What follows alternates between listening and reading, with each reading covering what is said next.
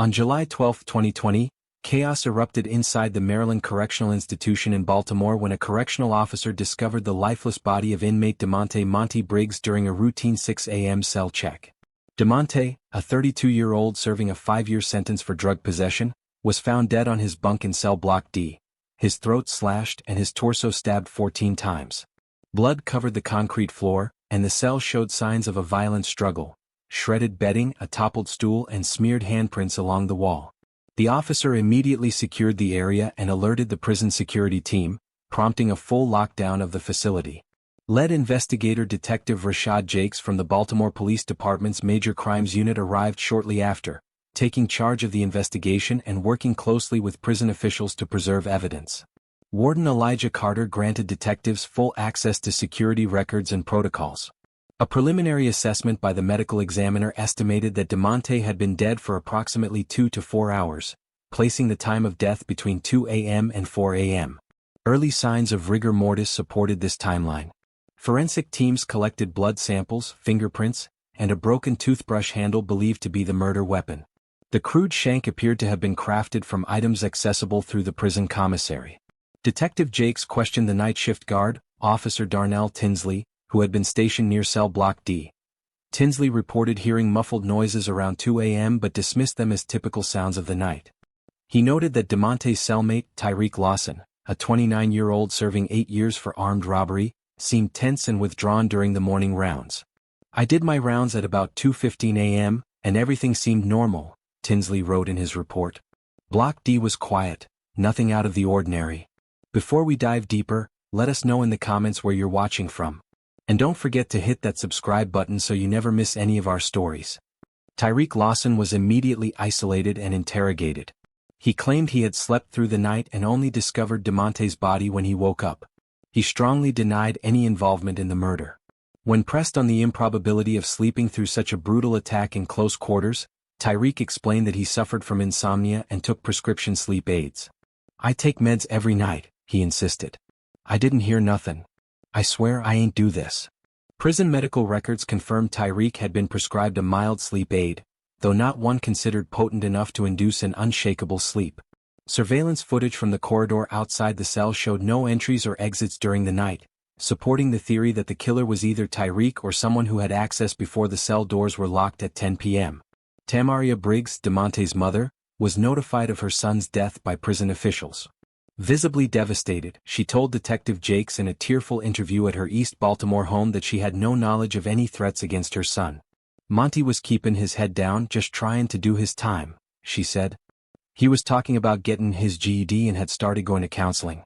None of this makes any sense."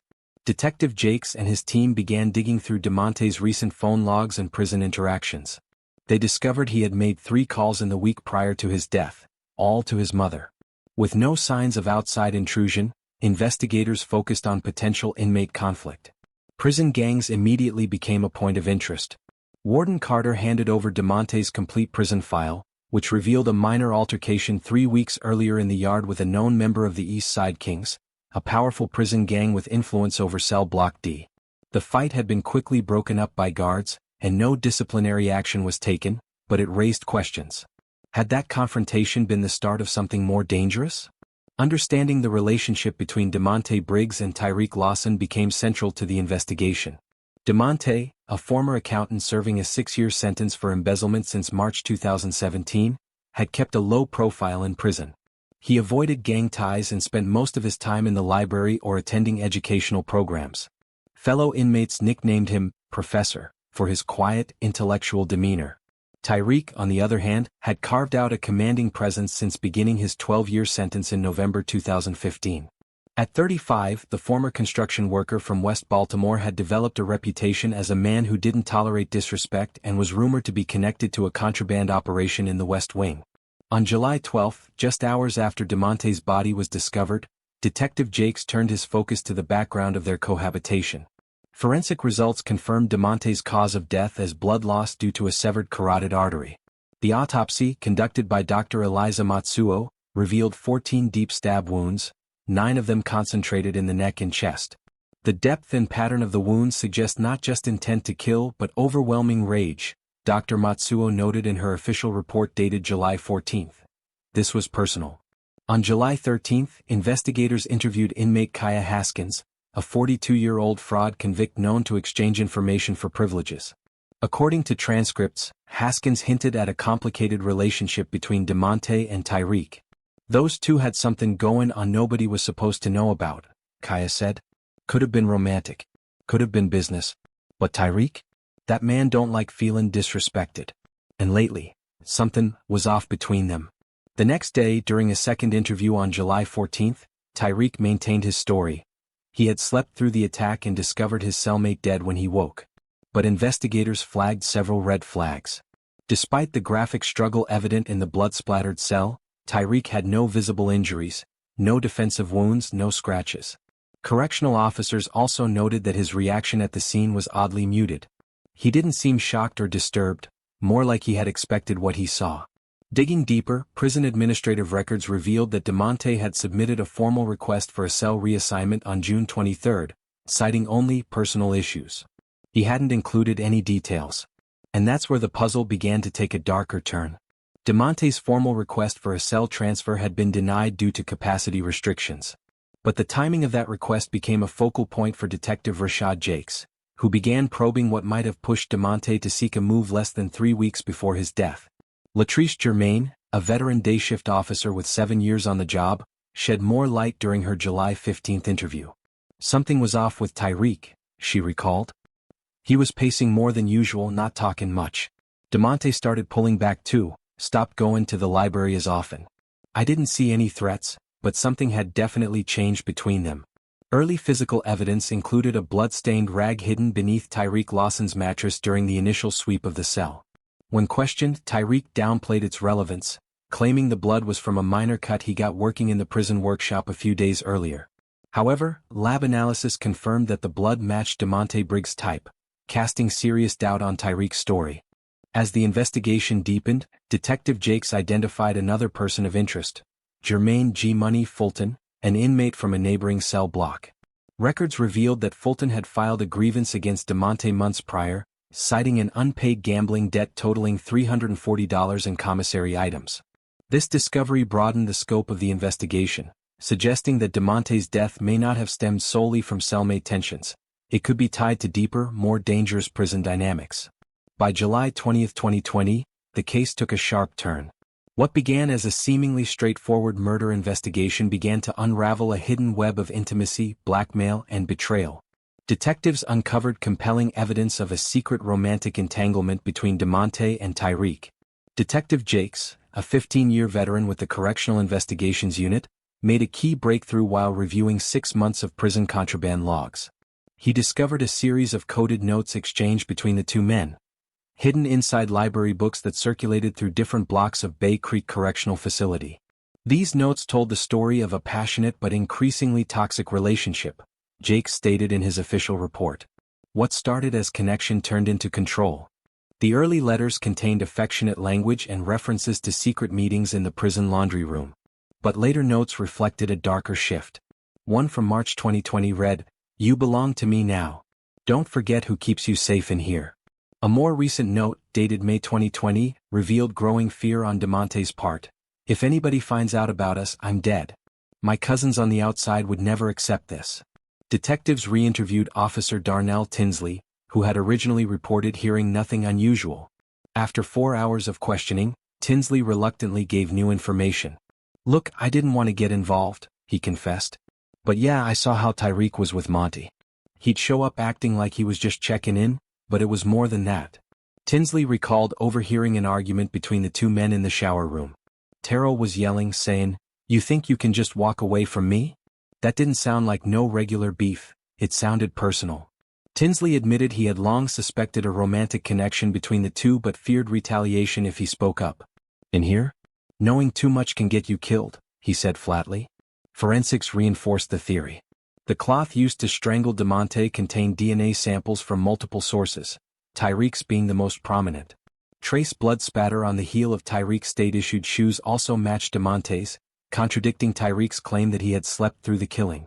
During a follow-up interrogation on July 22, Tyrik changed his tone. "Yeah, me and Monty had a bond. "I won't lie about that," he said. "In a place like this you find connection where you can. But it wasn't romantic." He went on to accuse Jermaine Fulton, alleging that Fulton, who had ties to a rival gang, had planted evidence in an attempt to frame him over a contraband dispute. Detective Jakes interviewed Fulton the following day. While Fulton denied killing Demonte, he offered important insight into the power dynamics between the two men. "Everybody knew what was going on," Fulton said. "Tyrik started off protecting Monty, said it was about respect. But then it turned into something else. Terrell was using him." Fulton claimed Tyrik had leveraged their secret relationship as blackmail, coercing Demonte into smuggling contraband and facilitating outside payments. "Straight-up extortion with a twist," Fulton added. Prison documents supported parts of this account. An incident report from June 12, 2020 detailed a physical altercation in which Tyrik assaulted another inmate who had allegedly made derogatory comments about Demonte. Just 2 weeks later, Demonte filed a formal request to be transferred to another block, possibly in an effort to escape Tyrik's grip. Officer Latrice Germain added more fuel to the case during her July 23 follow-up. "Tyrik was furious when he found out about the transfer request," she recalled. "I heard him tell Demonte, 'You think a piece of paper's gonna save you? Ain't no place in this prison you can hide.' I filed a report, but honestly, we're understaffed and overcrowded. We can't monitor every threat." By August 1, 2020, all evidence began pointing in one direction: Tyrik Lawson. Detective Jakes meticulously pieced together the case. Crime lab results confirmed that Demonte's blood had soaked through Tyrik's mattress, despite what looked like a crude attempt to scrub it clean. Investigators also found a partial thumbprint, matching Tyrik, on the latch of Demonte's cell door, placing him at the scene between 2 o'clock and 4 a.m. on the night of the murder. In a pivotal moment, Jakes returned to Kaya Haskins, Demonte's Block D bunkmate, who finally confessed a critical detail. "I heard them arguing 3 nights before it happened," Kaya revealed. "Tyrik told Monty, 'You're mine, or you're dead.' I didn't say nothing before, 'cause I didn't want to end up like him. But I knew it was coming." Haskins' testimony, coupled with the mounting forensic evidence, confirmed what the department now feared. This wasn't just about jealousy. It was about power, control, and what happens when fear and obsession fester in the shadows of confinement. Faced with mounting evidence during his third interrogation, Tyrik Lawson altered his earlier statements. He now claimed that Jermaine G. Money Fulton had murdered Demonte Briggs over an unresolved gambling debt. But that story quickly fell apart. Prison records confirmed that Fulton had been in solitary confinement the night of the murder. Officer Marcus Daniels provided a sworn statement verifying Fulton's whereabouts, effectively dismantling Tyrik's last-ditch attempt to deflect suspicion.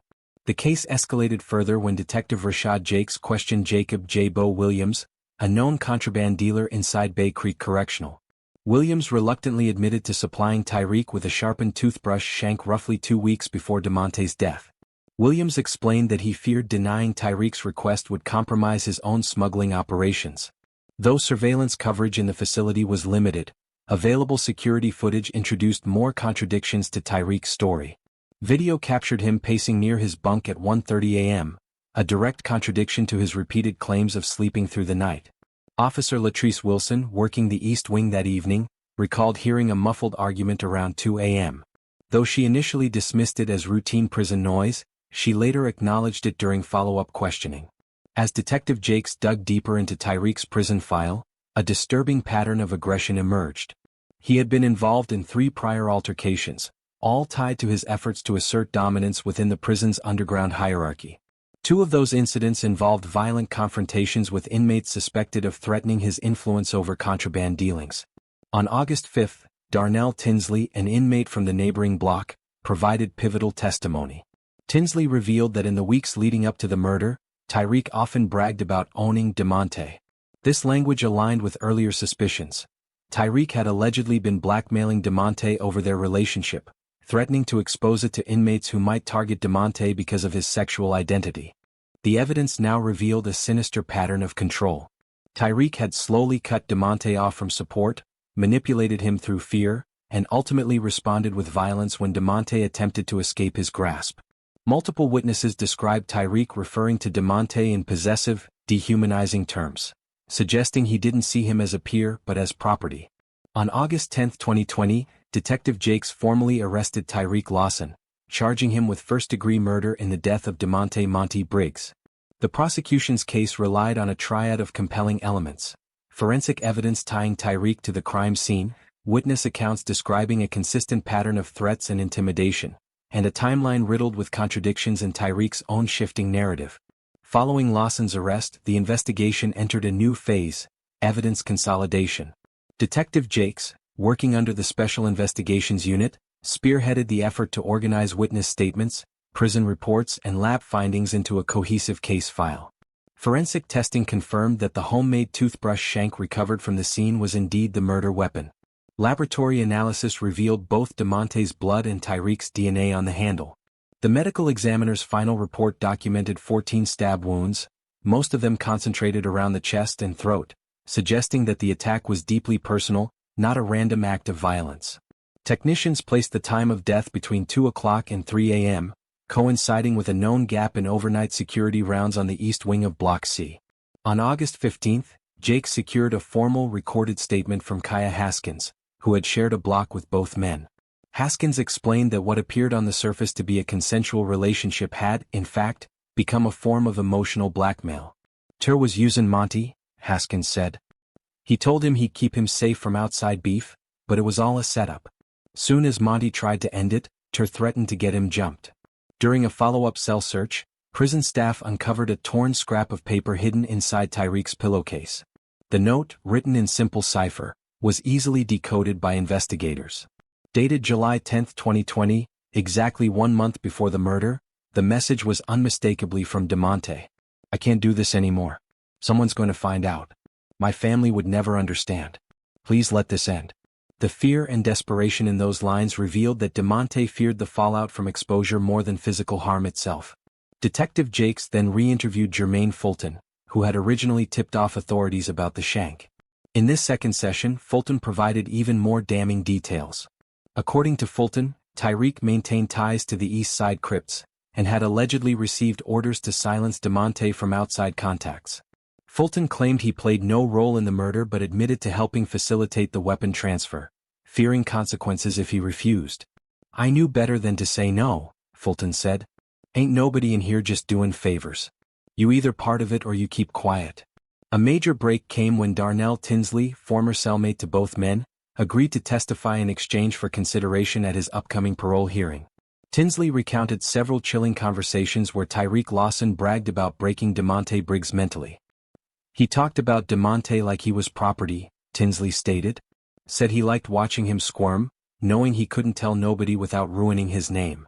Tinsley admitted he had hesitated to speak earlier out of fear of retaliation from prison gangs and Tyrik's connections inside Bay Creek. Meanwhile, Tyrik remained in administrative segregation, firmly denying the charges in the few interviews he allowed. His defense claimed that Demonte had attacked him first over a gang-related dispute, and that he acted in self-defense. But there were no defensive wounds on Tyrik's body. Worse still, investigators found no evidence tying Demonte to any known gang activity, casting serious doubt on Tyrik's version of events. By October 2020, Detective Rashad Jakes had gathered enough evidence to collaborate with Assistant District Attorney Latrice Germain on preparing the case for trial. Together, they framed the murder not as a random act of prison violence, but as a calculated act of control, jealousy, and retaliation. "The evidence tells a clear story," ADA Germain stated during the preliminary hearing. "This was about manipulation, and a violent reaction when the victim tried to reclaim his autonomy." During pretrial hearings in November, the court debated the admissibility of key evidence, specifically the decoded note from Demonte and the provenance of the makeshift weapon. Judge Reginald Patterson ruled in favor of the prosecution on most motions, citing overwhelming forensic evidence linking Tyrik to the crime scene. The trial began on January 15, 2022, at the Baltimore City Circuit Court, nearly 18 months after the brutal murder of Demonte Briggs inside the Maryland Correctional Institution. Lead prosecutor Latrice Germain presented the state's case with surgical precision. Her opening statement was direct. This wasn't just a prison altercation. This was a murder rooted in toxic jealousy and coercive blackmail. The evidence backed her up. The shank recovered at the scene bore Tyrik's DNA on the grip and Demonte's blood on the blade. Jelani's prison uniform recovered from his bunk was soaked in blood. But it was the discovery of multiple handwritten notes in Demonte's cell, detailing threats and manipulation that formed the emotional heart of the prosecution's case. Witness testimony sealed the narrative. Kaya Haskins, who shared a block with both men, took the stand and told jurors, "Ter said if Demonte ever opened his mouth, he'd make sure he never spoke again." Darnell Tinsley testified that Tyrik controlled Demonte through intimidation and empty promises of protection, playing on his fear of retaliation from other inmates. Jermaine G. Money Fulton, no relation to the victim, testified about the prison's contraband network. Tyrik ran the shank trade on B Block. "If you wanted protection, you had to go through him," Fulton explained. His testimony revealed how Tyrik leveraged his gang ties, particularly with the Dead Money crew, to dominate and isolate vulnerable inmates, especially Demonte. Defense attorney Zuri Haskins argued that Tyrik acted in self-defense, suggesting that Demonte had attacked first out of desperation, fearing gang retribution after trying to leave the relationship. But that narrative crumbled under cross-examination from forensic pathologist Dr. Marcus Washington, who testified that Demonte's wounds were consistent with a surprise attack from behind, and that Tyrik showed no signs of having defended himself. The prosecution also introduced a final heartbreaking piece of evidence, a note Demonte wrote to his mother just a day before his murder. In it, he expressed fear and pleaded for help getting transferred. When Tyrik Lawson took the stand on February 7, 2022, he finally admitted to the sexual relationship but insisted it had been consensual. He claimed Demonte lunged at him during an argument, forcing him to defend himself. But under fierce cross-examination, Jermaine dismantled his story, pointing out glaring inconsistencies in his timeline, challenging his alleged motives, and finally confronting him with surveillance footage that showed Tyrik following Demonte into the laundry room, the same location where Demonte was killed. The most emotional moment of the trial came when Tamaria Fulton, Demonte's mother, testified. Fighting back tears, she read excerpts from letters Demonte had written in his final weeks, describing his fear of Tyrik, the sexual coercion he endured, and his growing sense of hopelessness behind bars. She described her son as a hopeful young man serving a 3-year sentence for drug possession, now reduced to a victim of terror, his future stolen just months before release. On February 15, 2022, after 7 days of deliberation, the jury delivered its unanimous verdict: guilty of first-degree murder. Judge Raymond Thornton sentenced Tyrik Lawson to life imprisonment without the possibility of parole, citing the premeditated nature of the crime and Tyrik's complete lack of remorse. Tyrik, still professing his innocence, was transferred to Jessup Correctional Institution, where he will spend the remainder of his life behind bars. Stay with us as we continue to bring you more stories of crime. Keep watching. And be sure to subscribe so you never miss a moment of the story. This is Ruthless Realities. Until next time.